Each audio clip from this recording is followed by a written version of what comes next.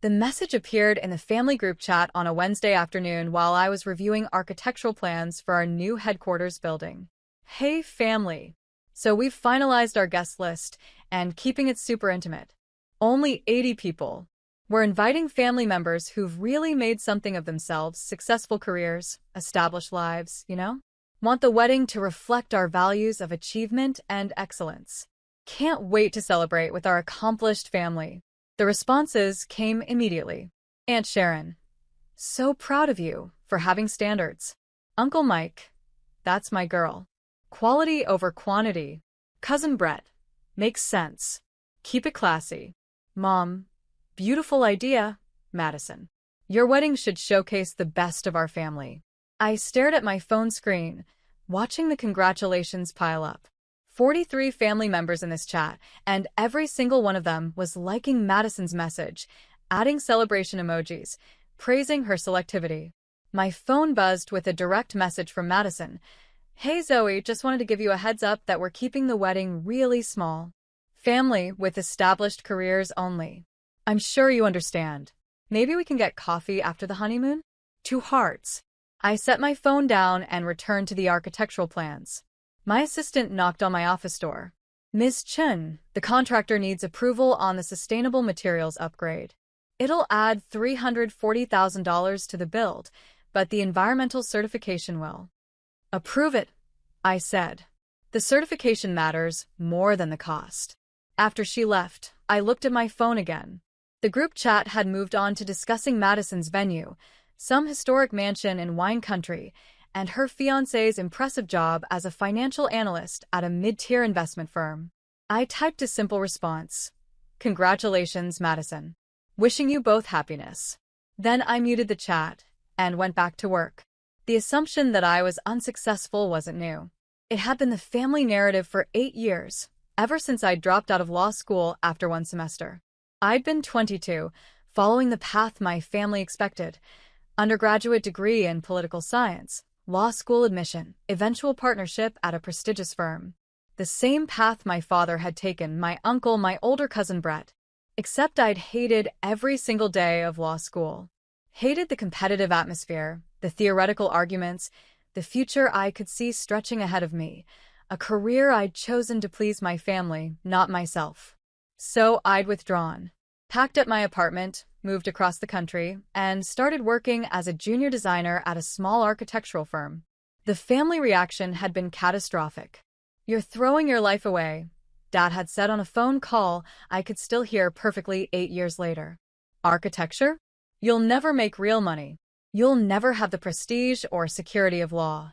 She's always been the impractical one, Aunt Sharon had announced at Thanksgiving that year, as if I wasn't sitting right there, chasing creative dreams instead of building a real career. Madison, who'd been 17 at the time, had looked at me with pity. I'd never give up on something important just because it was hard. I'd tried explaining that I wasn't giving up, I was choosing a different path. But they'd already written the story. Zoe was the family disappointment, the one who'd had potential and wasted it. The cautionary tale they referenced whenever younger family members talked about unconventional careers. So I'd stopped trying to convince them. I'd moved to Seattle, kept my head down, and worked, designing residential projects at first, then small commercial buildings, then larger and more complex structures. I jumped from that small firm to a mid-size one, then to a major international architecture firm. 5 years ago, I'd started my own practice. Chun Architecture and Design now employed 62 people. We designed 3 award-winning civic buildings, 2 sustainable housing developments, and a university science center that had been featured in Architectural Digest. Last year's revenue was $18 million. This year we were projecting $24 million. But I attended family gatherings in simple clothes, drove a practical Subaru, and spoke vaguely about design work when asked about my career. I lived in a modest apartment in the city, never mentioning the mountain house I designed and built myself or the waterfront property I'd purchased as an investment. They'd filled in the narrative themselves. Zoe was still struggling, still working for someone else, still trying to make her impractical architecture dream work out. Probably barely making ends meet. I'd let them believe it, because correcting them meant caring what they thought, and I'd stopped caring somewhere around year 3. Madison's wedding exclusion should have bothered me. Should have stung. Instead, I felt nothing but mild curiosity about how long this particular fiction could sustain itself. The week passed normally. I presented designs to a major tech client on Thursday, finalized contracts for a museum renovation on Friday, and spent Saturday hiking in the mountains with friends who actually knew what I did for a living. The family group chat continued buzzing with wedding updates. Madison posted photos of her dress shopping, her floral arrangements, her cake tastings. Everyone celebrated each decision, each detail. On Sunday afternoon, my phone rang. Unknown number. Hello. Hi. Is this Zoe Chen? A woman's voice, professional, uncertain. Speaking. This is Amanda Whitmore from Pacific Design Magazine. I'm working on our annual Rising Stars in Architecture feature, and your firm came highly recommended. I was hoping to schedule an interview and photo shoot. I pulled on my calendar. I have availability next Tuesday afternoon. Perfect. We're particularly interested in your sustainable design approach and the recent Civic Center project. That building is stunning. Thank you. I'm proud of how it turned out. After we scheduled the details, I sat on my apartment balcony, the modest apartment, the one my family would find appropriately humble, and looked out at the city skyline. 3 of the buildings visible from where I sat contained my designs. The family had no idea. My phone buzzed with a text from my project manager. Client approved the final designs for the waterfront development. $31 million contract signed. Champagne tomorrow? I texted back. Absolutely. Team celebration. The family chat notification appeared above it. Madison posting more wedding countdown excitement. The contrast was almost funny. Monday morning, I was in a design review meeting when my phone started vibrating continuously. I ignored it. We were discussing structural calculations for a complex cantilevered section, and the engineering team needed my input. When the meeting ended 90 minutes later, I had 27 missed calls and 64 text messages, all from family members. The group chat had exploded. I scrolled to the beginning of the chaos. It had started with a message from Madison's fiancé's mother, posted 2 hours ago. Just reading Pacific Design Magazine online and saw they're featuring Madison's cousin Zoe Chen, the architect? Is that our Zoe? Then Madison what? No, Zoe works as a designer somewhere. Not the same person. But someone had posted a link. And then another link to Architectural Digest's profile of the University Science Center. And then a link to our firm's website, with my photo and bio clearly visible. Zoe Chen, founder and principal architect, Chen Architecture and Design. The chat had descended into chaos. Aunt Sharon, I don't understand. When did this happen? Uncle Mike. Her website says she founded the firm 5 years ago? Brett. Wait, she designed the Harrison Civic Center? That building won awards. Mom. Zoe, why didn't you tell us? Dad, this can't be right. You're working for an architecture firm, not running one. Madison, I'm so confused. I scrolled through 64 messages of confusion, disbelief, and demands for explanation. Then I typed a simple response. The information on the website is accurate. I founded my firm 5 years ago, currently employing 62 people. The Pacific Design Magazine interview is scheduled for tomorrow. I sent it and put my phone face down on my desk. It vibrated for 30 seconds straight. The direct messages came next. Madison. Zoe, I had no idea. Why didn't you say anything? This is amazing. Of course you're invited to the wedding. I'll email you the invitation details. Mom, you let us think you were struggling. You let us worry about you. Why would you hide this? Dad, we need to talk. This is unacceptable. Family doesn't keep secrets like this. Aunt Sharon. I've been telling people you were barely getting by. I look like an idiot. Brett. Dude, you're actually killing it? Why the humble act? I responded to none of them. Instead, I went to lunch with my team, celebrated the waterfront development contract, and returned to an afternoon of design work that actually mattered. By evening, my phone had logged 93 missed calls. Finally, I answered when Mom called for the 7th time. Zoe. Finally. We've been trying to reach you all day. I was working. What do you need? What do I need? I need to understand why you've been lying to us for years. I haven't lied once. You less think you were working for someone else. You never said you owned a firm. I told you I started my own practice 5 years ago. At Uncle Mike's birthday party. You said, "That's nice, honey," and changed the subject to Brett's promotion. Silence. I don't remember that. Ida. I also told Dad about the Civic Center project 2 years ago. He said it sounded like I was finally getting more serious about architecture, and maybe I'd make a real career of it yet. But you never corrected us. You never explained how successful you actually were. Mom, I tried explaining for the first 3 years. Every time, I was dismissed or patronized or told that architecture wasn't a real career like law. So, I stopped explaining. I built my company, anyway. Your assumptions about my failure weren't my responsibility to fix. That's not fair. You drove an old car. You lived in a small apartment.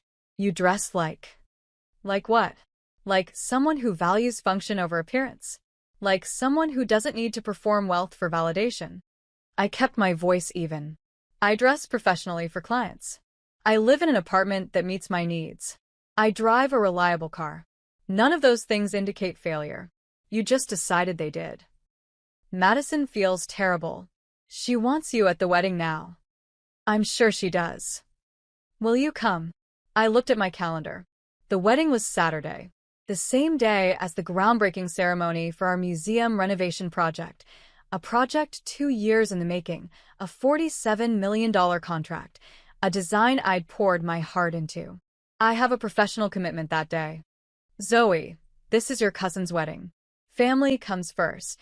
Family does come first. That's why I would have appreciated being included when the guest list was made. But Madison was clear. Only successful family members. She didn't think I qualified. I respected that decision. She didn't know. None of us knew. You didn't know because you never asked. You assumed. And now you want me to rearrange my professional commitments because those assumptions turned out to be wrong. I paused. No, Mom. I won't be attending the wedding. But please give Madison my best wishes. You're being petty. I'm being professional. There's a difference. I hung up before she could respond. The Pacific Design magazine interview happened Tuesday, as scheduled. The journalist was smart, asked excellent questions about sustainable design principles and the integration of natural elements in urban architecture. The photographer took shots of me at our current projects in the office with my team, reviewing blueprints and models. Your story is fascinating, Amanda said as we wrapped up. Law school dropout to award-winning architect. That's quite a journey. I didn't drop out. I redirected. She smiled. I love that. Can I use it? Please do. The article would publish in 2 weeks, timed with their annual Rising Stars feature. My PR coordinator had already scheduled follow-up interviews with 3 other design publications. Meanwhile, the family chaos continued. The group chat had become an echo chamber of confusion and recrimination. People arguing about who had known what, when they should have realized why I'd been so secretive. Madison posted a long message apologizing, saying she'd been misinformed about my career status and that I was absolutely invited to the wedding, that they'd make space for me. I didn't respond. On Wednesday, Dad showed up at my office. My assistant looked uncertain. Miss Chun, your father is here without an appointment. He says it's important. Send him in. Dad entered my corner office slowly, taking in the floor-to-ceiling windows, the architectural models displayed on custom shelving, the awards mounted on the walls, the city views that cost $8,000 a month in rent alone. This is your office. Yes. It's impressive. Thank you. He sat in the client chair across from my desk. I came to apologize. Okay. That's it? Just okay. I folded my hands on my desk. What would you like me to say, Dad? You're here to apologize for 8 years of dismissing my career, for assuming I'd failed because I chose a different path than you wanted, for supporting Madison's decision to exclude me from her wedding because I wasn't successful enough. Yes, you should apologize. So, I'm listening. He looked down at his hands. 62 years old, a successful attorney, a man who'd built his entire identity on professional achievement. And he couldn't meet his daughter's eyes. I was wrong, he said finally. About all of it. I wanted you to be a lawyer because I'm a lawyer. I wanted you to follow my path because I understood that path. When you chose architecture, I saw it as rejection. It wasn't rejection. It was self-knowledge. I know that now. But for years, I told myself you'd made a mistake. That you'd given up something secure for something unstable. I convinced myself you were struggling, so I could feel vindicated in my disappointment. Did it work? Did feeling vindicated make you happy? No. His voice cracked. It made me miss 8 years of your actual life. 8 years of achievements I should have celebrated. And it made me support my niece excluding you from a family wedding because I agreed with her assessment that you weren't successful. I stayed quiet, letting him sit with that reality. The Civic Center, he continued. I looked it up. It won the Regional Design Excellence Award. It's being used as a case study in sustainable architecture programs. You designed that, and when you told me about it, I brushed it off. Yes. And this firm, 62 employees. Multiple award-winning projects. Revenue that probably exceeds my law practice by a significant margin. I don't measure success in revenue comparisons. But I do. And even by my own narrow metrics, you've surpassed everything I hoped you'd achieve in law. You just did it in a field I didn't respect enough to notice. He looked up, meeting my eyes finally. Can you forgive me? I considered the question carefully. I don't know yet. Forgiveness isn't something I can manufacture on demand. You've spent 8 years believing I was a failure. You can't erase that with one apology. What can I do? Start by actually learning about what I do. Not just now that you know I'm successful, but genuinely understanding why architecture matters to me. Why this path, despite being different from yours, was the right one. I'd like that.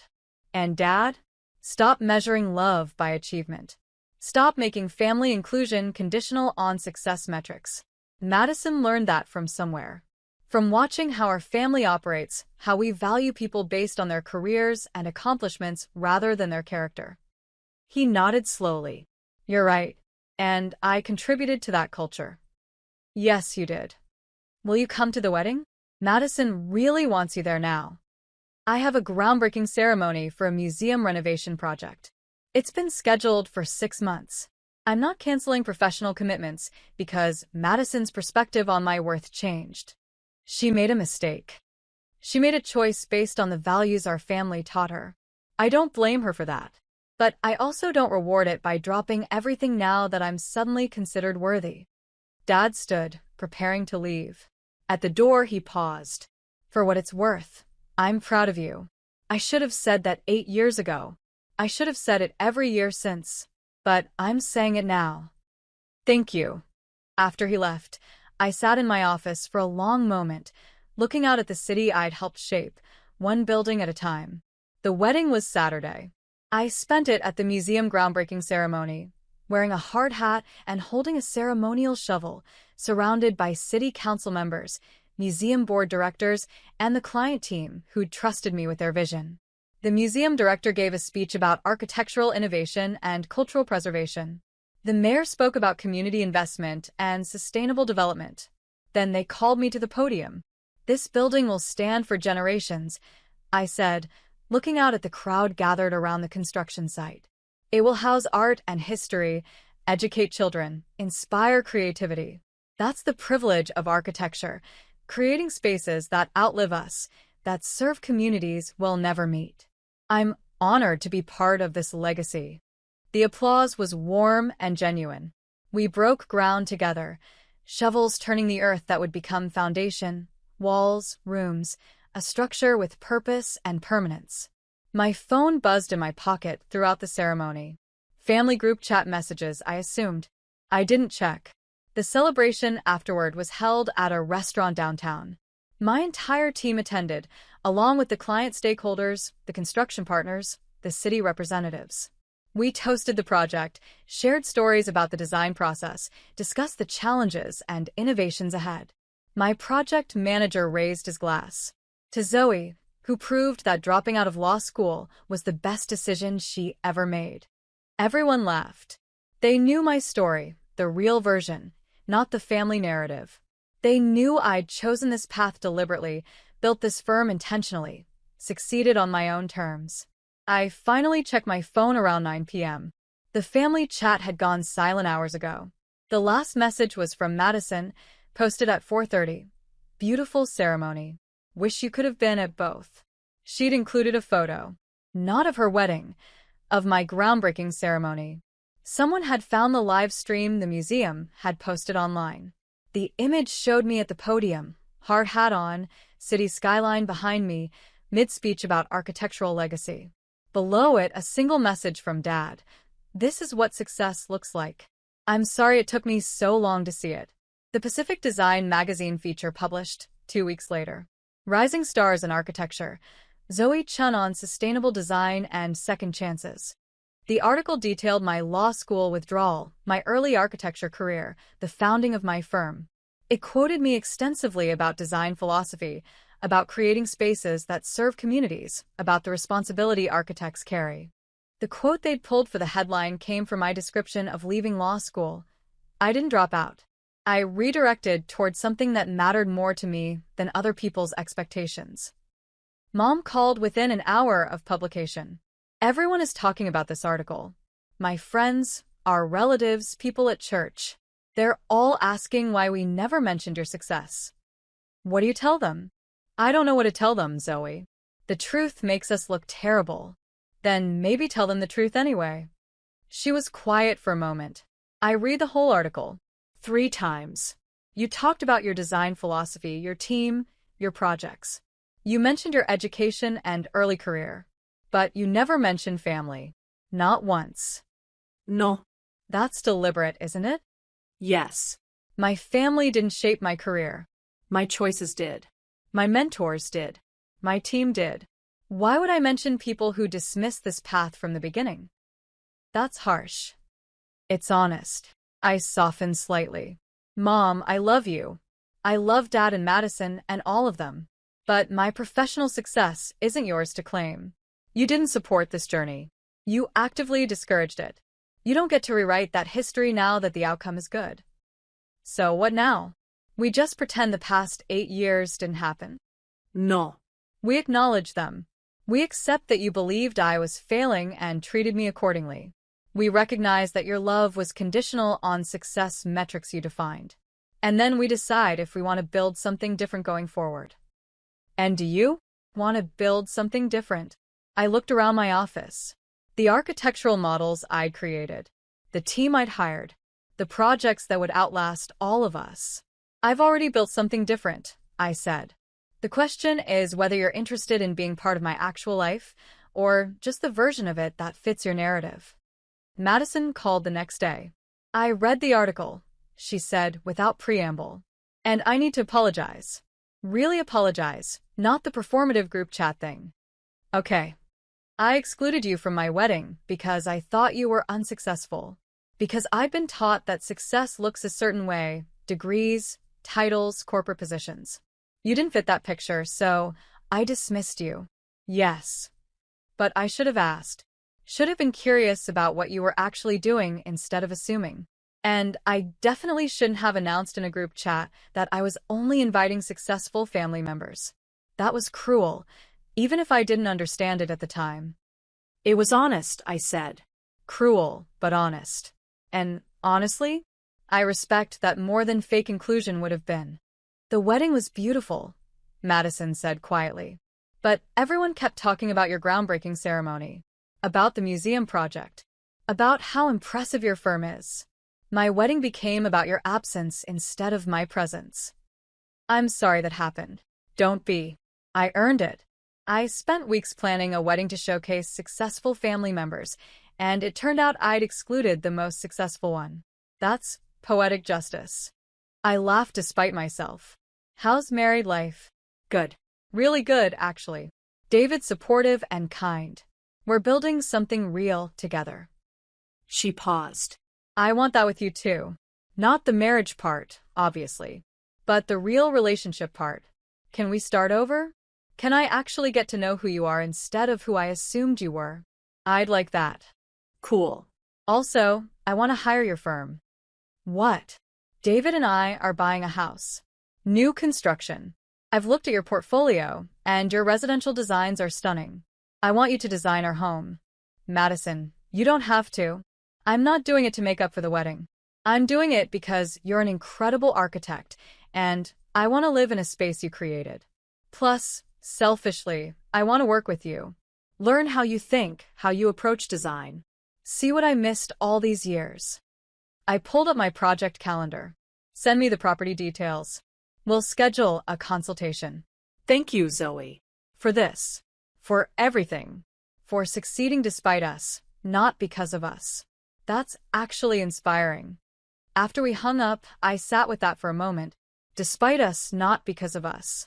It was the most honest acknowledgement anyone in my family had offered. 3 months later, I sat in Madison and David's future living room, currently just a foundation and framing, reviewing the preliminary designs with them. Madison asked intelligent questions about sight lines and natural light. David wanted to understand the sustainable materials we were incorporating. This window placement, Madison said, pointing to the plans. It frames the mountain view perfectly. How did you know? I spent 3 hours on the property at different times of day. Watched how the light moved, where the views opened up, how the space would feel in different seasons. Good design is about understanding how people will live in a space, not just how it looks on paper. That's what the article said. About your approach. It's what I believe. We worked through the rest of the design review, making adjustments, refining details. At the end, Madison walked me to my car. The family is doing better, she said. Understanding you better. Dad talks about your projects at dinner now. Mom brags about you to her friends. It's like they're seeing you for the first time. They're seeing me for the first time. The question is whether they can sustain that vision, or if it'll fade once the novelty wears off. I think it'll sustain. You've changed us. Made us question our definitions of success. I didn't change you. I just refused to change myself to fit your definitions. You changed yourselves. She hugged me before I got in my car. Thank you for designing our home. And for not giving up on family entirely, even when we gave you every reason to. Family is complicated, I said. But it's worth trying to build something real when people are willing to do the work. I drove back to my office, not the modest apartment, but the real office, the one I'd stopped hiding. I had a design review in an hour, a client meeting after that, and a dinner celebration for a team member's promotion. My phone buzzed with a family group chat message. Dad had posted a photo from a legal conference where someone was presenting a case study about civic architecture. My Harrison Civic Center was featured prominently. Proud dad moment, he'd written. They don't know she's my daughter, but I know. It was a small thing, but it was real. And real, I'd learned over 8 years of building something that mattered, was worth more than any performance of success could ever be.